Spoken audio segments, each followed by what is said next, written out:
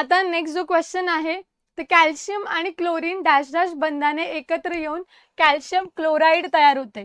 आता याचं जे एक्झाम्पल आहे कॅल्शियम क्लोराईडचं ते इथं आपण घेतलेलं आहे ऑलरेडी CaCl2. ते कशामध्ये असतं? कॅल्शियम क्लोराईड आणि सोडियम कार्बोनेटचं आपण बघितलेलं. तर याच्यापासून CaCO3 आणि NaCl काय होतं? ड्रॉप होतो. आयोनिक बॉन्ड कोणाला म्हणतो आणि कोव्हॅलंट बॉन्ड कोणाला म्हटलं जातं?